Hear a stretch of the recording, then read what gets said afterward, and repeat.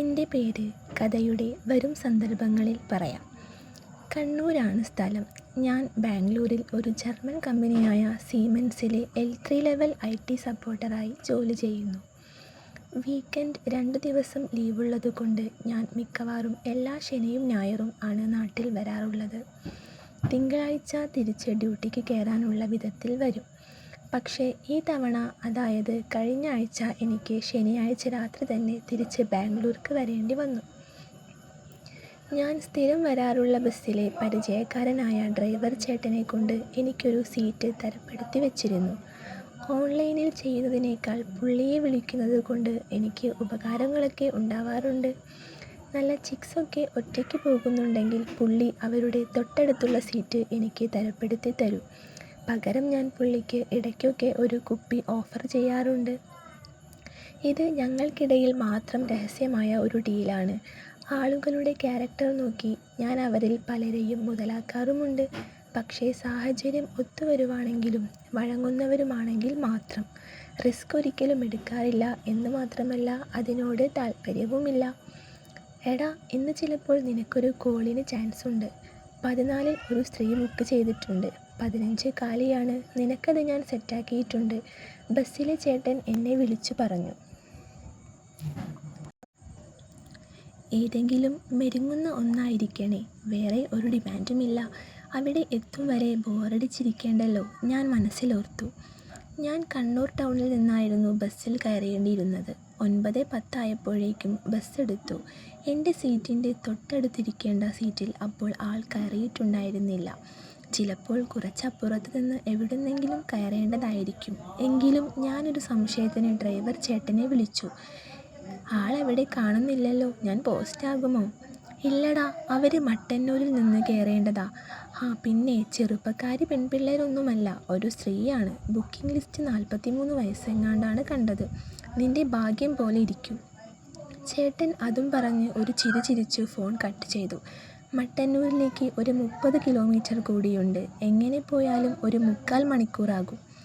പട്ടിണിയാക്കരുതേ, ഞാൻ മനസ്സിൽ സ്വയം ആശങ്ക പറഞ്ഞു. കഴിഞ്ഞ ആഴ്ചയൊക്കെ നല്ല തിരക്കായതുകൊണ്ട് മര്യാദക്കൊന്ന് കളിക്കാൻ പോയിട്ട് റോക്കറ്റ് വിക്ഷേപണം വിടാൻ പോലും സമയം കിട്ടിയിരുന്നില്ല. അതിൻ്റെ ഒരു അച്ചടക്കക്കുറവ് എൻ്റെ ചെറുക്കന് നല്ല രീതിയിലുണ്ട്. ഞായറാഴ്ച അവധി ദിവസമായതിനാൽ ഇന്നത്തെ ബസ്സിൽ അത്ര വലിയ തിരക്കൊന്നുമില്ല. മിക്കവാറും സീറ്റുകളൊക്കെ കാലിയായിരിക്കാനാണ് സാധ്യത. ഞാൻ ഫോണിൽ സ്ക്രോളിക്കൊണ്ടങ്ങനെ അലസമായി എൻ്റെ സീറ്റിൽ ചാരിക്കൊണ്ടിരുന്നു. AC-യുടെ തണുപ്പ് ബസ്സിനകം തണുപ്പിച്ചു വരുന്നതേയുള്ളൂ. ബസ് മട്ടന്നൂർ എത്താറായിരിക്കുന്നു. ഞാൻ ഫോണിലൂടെ നോട്ടം വിട്ടു. ക്യാബിൻ ഡോറിൻ്റെ അടുത്തേക്ക് ശ്രദ്ധ കേന്ദ്രീകരിച്ചു. ഏറെക്കുറെ എൻ്റെ സീറ്റ് ബസ്സിൻ്റെ നടുവിലായിരുന്നതിനാൽ എൻ്റെ സീറ്റിനടുത്തേക്ക് വരേണ്ട വന്നു കയറുന്നവളെ മുഴുവനായി സ്കാൻ ചെയ്യാനുള്ള ഒരു ചാൻസ് എനിക്കുണ്ടായിരുന്നു. ഏറെ പ്രതീക്ഷയോടെ ഞാൻ അവൾക്ക് വേണ്ടി കാത്തിരുന്നു.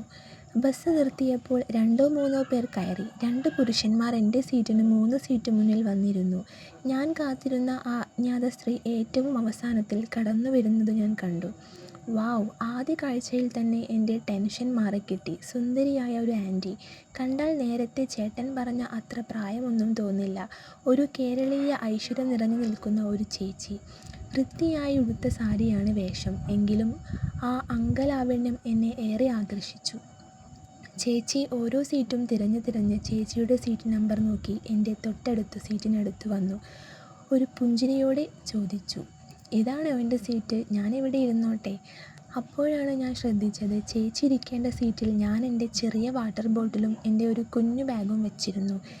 ഞാൻ സോറി എന്ന് പറഞ്ഞുകൊണ്ട് അവ രണ്ടും എൻ്റെ സീറ്റിന് മുന്നിലെ ട്രേയിലേക്ക് മാറ്റി.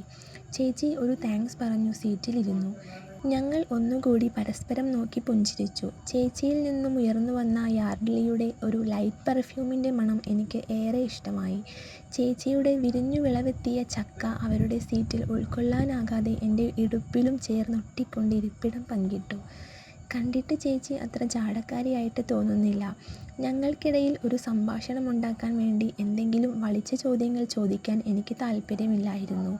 ഒടുവിൽ ഞാൻ പെർഫ്യൂമിൽ നിന്ന് തന്നെ തുടങ്ങാമെന്ന് തീരുമാനിച്ചു. ചേച്ചി നൈസ് പെർഫ്യൂമാണ് കേട്ടോ. പ്രത്യേകം പറയാൻ കാരണം ഞാൻ എല്ലാ വീക്കിലും ഈ ബസ്സിൽ യാത്ര ചെയ്യുന്ന ആളാണ്. എനിക്ക് മിക്കവാറും തൊട്ടടുത്തിരിക്കുന്നവരുടെ പെർഫ്യൂമിൻ്റെ സ്മെൽ ഇഷ്ടപ്പെടാറില്ല. ചിലതൊക്കെ വല്ലാത്ത തലവേദനയും ഉണ്ടാക്കാറുണ്ട്. എന്തായാലും നൈസ് സ്മെല്ലാണ് കേട്ടോ, ഞാൻ ചേച്ചിയെ നോക്കിക്കൊണ്ട് പറഞ്ഞു. ചേച്ചി ഒരു ആകർഷകമായ ചിരിയോടെ എന്നോട് നന്ദി പറഞ്ഞു. ഞാനല്ലേ നന്ദി പറയേണ്ടത്, താങ്ക് യു ഒരു നല്ല വൈബ് തന്നതിന്. ഏയ് അതിൻ്റെ കാര്യമൊന്നുമില്ല. എന്തായാലും അങ്ങനെ പറഞ്ഞു കേട്ടതിൽ ഞാൻ ഏറെ സന്തോഷിക്കുന്നു. വളരെ സൗമ്യമായും ഹൃദ്യമായുമുള്ള ചേച്ചിയുടെ സംസാരശൈലി എനിക്ക് വേറെ ആകർഷണം തോന്നി. പതുക്കെ ഞങ്ങളുടെ സംഭാഷണം വലിയ ബോറില്ലാതെ പോയിക്കൊണ്ടിരുന്നപ്പോൾ ചേച്ചിക്ക് കോൾ വന്നു. സീറ്റ് കിട്ടിയതിനെ പറ്റിയും നാളെ ഇറങ്ങേണ്ട സ്ഥലത്തെ പറ്റിയുമുള്ള ഏകദേശം ധാരണയൊക്കെയാണ് മറുതലയ്ക്കുള്ള ആൾ പറഞ്ഞു കൊടുക്കുന്നതെന്ന് ഞാൻ ഊഹിച്ചു. ബാംഗ്ലൂർ ചേച്ചിക്ക് വലിയ പരിചയമില്ലെന്ന് എനിക്ക് മനസ്സിലായി. ഞാൻ കൂടുതൽ ശ്രദ്ധിക്കാൻ മെനക്കെട്ടില്ല. കുറച്ചു നേരത്തെ സംഭാഷണത്തിനിടയിൽ ചേച്ചി ഫോൺ കട്ട് ചെയ്തു. അപ്പോഴേക്കും ബസ് ഇരുട്ടി കഴിഞ്ഞിരുന്നു. ഇനി ഇടയിൽ നിന്നും ആരും കയറാനുണ്ടാകില്ല. ബസ്സിനകം പൊതുവെ ശാന്തവും ഒട്ടും തിരക്കില്ലാത്തതുമായി. ഇനി ആരും കയറാനില്ലാത്തത് കൊണ്ട് തന്നെ ബസ്സിനകത്തെ പ്രധാന ലൈറ്റുകളൊക്കെ അണഞ്ഞു. ഒരു ഇരുണ്ട നേരിയ നീല വെളിച്ചം മാത്രം. ആ വെളിച്ചം യാത്രക്കാർക്കൊക്കെ കൂടുതൽ പ്രൈവസി നൽകുന്നത് പോലെ എനിക്ക് തോന്നി. വിൻഡോ സീറ്റ് ആയതിനാൽ ഞാൻ കർട്ടൻ ഇത്തിരി നീക്കിയിട്ട് പുറത്തെ ഇരുണ്ട കാഴ്ചകളിലേക്ക് AC-യുടെ നേർത്തൊരു കുളിരിൽ അലക്ഷ്യമായി നോക്കിയിരുന്നു. ഒപ്പം എന്നോട് മുട്ടിയിരുന്നിരിക്കുന്ന അപരിചിതയായ ആ സ്ത്രീയെ സ്പർശന സുഖവും ഞാൻ ആസ്വദിച്ചു കൊണ്ടങ്ങനെ ഇരുന്നു. ബുദ്ധിമുട്ടില്ലെങ്കിൽ എനിക്കൊരു ഹെൽപ്പ് ചെയ്യാമോ? ചേച്ചിയുടെ ചോദ്യത്തിൽ ഞാൻ എൻ്റെ പുറം കാഴ്ചയിൽ നിന്നും എൻ്റെ കണ്ണുകളെ പിൻവലിച്ചു. പറയൂ, എന്തുപറ്റി? ഞാൻ ചോദിച്ചു. എനിക്ക് AC-യുടെ തണുപ്പ് അധികം പറ്റില്ല. ബുദ്ധിമുട്ടില്ലെങ്കിൽ ഞാൻ ആ വിൻഡോ സീറ്റിൽ ഇരുന്നോട്ടെ? ഓ അതിനെന്താ, നോ പ്രോബ്ലം. ഞങ്ങൾ പരസ്പരം സീറ്റുകൾ മാറിയിരുന്നു. സത്യത്തിൽ ചേച്ചി ചോദിച്ചത് എനിക്ക് വേറെ ഗുണമാണ് ചെയ്യുന്നത്. ഇപ്പോൾ ശരിക്കും ചേച്ചി ഒരു മൂലയിലേക്ക് ഒതുങ്ങിയ പോലെ എനിക്ക് തോന്നി. അവസരം ഒത്തുവന്നാൽ ഞെക്കാനും പിഴിയാനുമൊക്കെ ഇതാണ് സൗകര്യം. സീറ്റ് മാറിക്കൊടുത്തതിൻ്റെ നന്ദി അറിയിച്ചുകൊണ്ട് ചേച്ചി ഒരു താങ്ക്സ് പറഞ്ഞു. ഏയ് അതൊന്നും കുഴപ്പമില്ല, ഞാൻ പറഞ്ഞു. തണുപ്പ് പ്രശ്നമാണോ? അതെ, എനിക്ക് തണുപ്പ് ഇത്തിരി മതി, തീരെ പറ്റൂല. അപ്പോൾ പിന്നെ ബാംഗ്ലൂരിലെ തണുപ്പൊക്കെ ചേച്ചി എങ്ങനെ സഹിക്കും?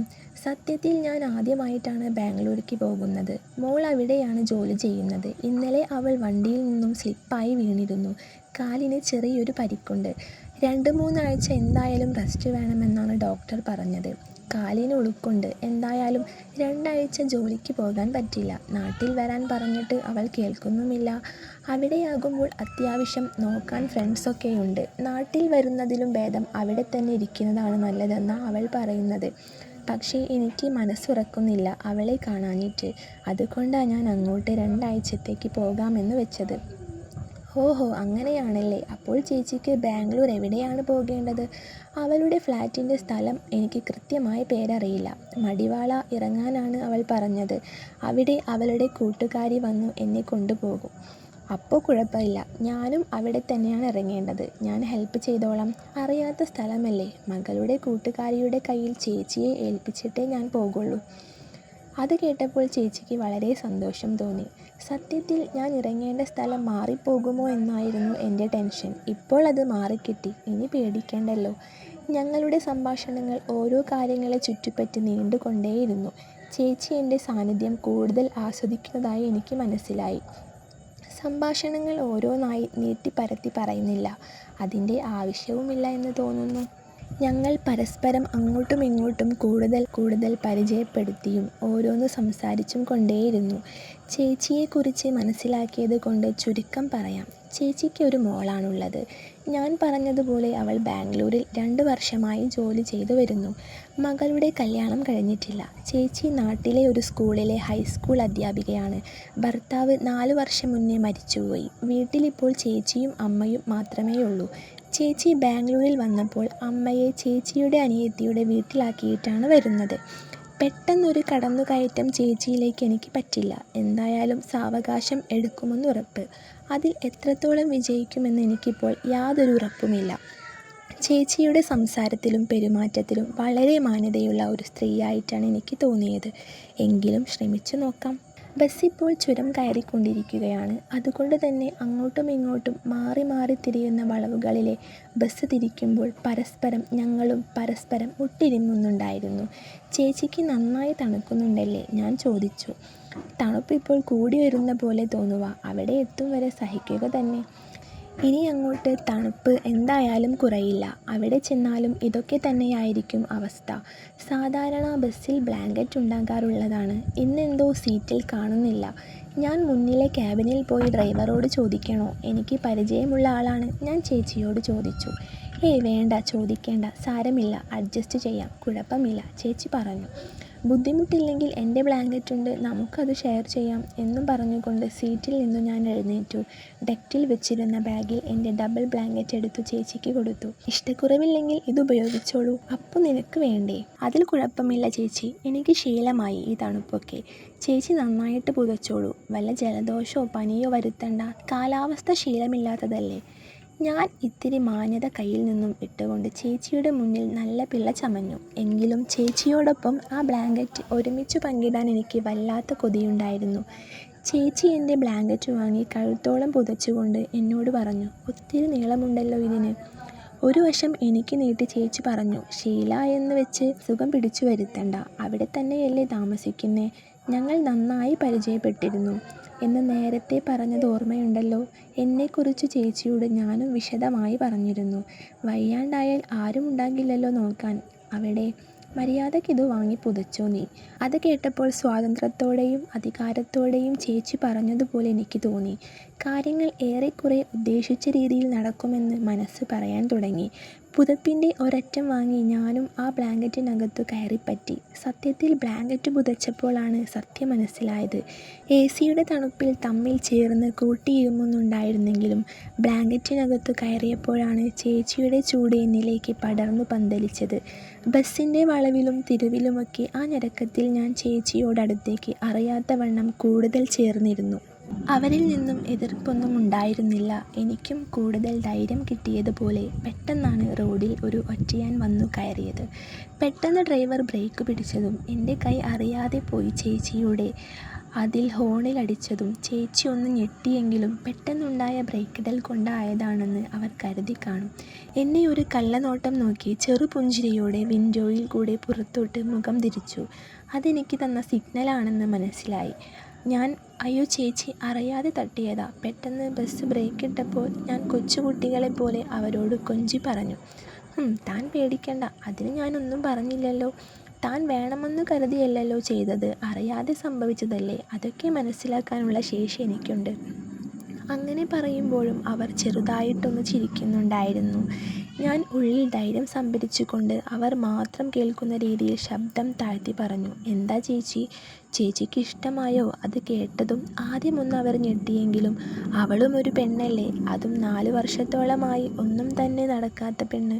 വണ്ടി പതിയെ മുന്നോട്ട് ചലിക്കാൻ തുടങ്ങി. ചുരം കയറും തോറും തണുപ്പ് സഹിക്കാവുന്നതിലും അപ്പുറമായിരുന്നു. പതിയെ അവൾ എൻ്റെ ചെവിയിൽ പറഞ്ഞു, നിനക്ക് ചൂട് വേണോ? അത് കേട്ടതും എൻ്റെ ഉള്ളിൽ ലഡ്ഡു പൊട്ടി.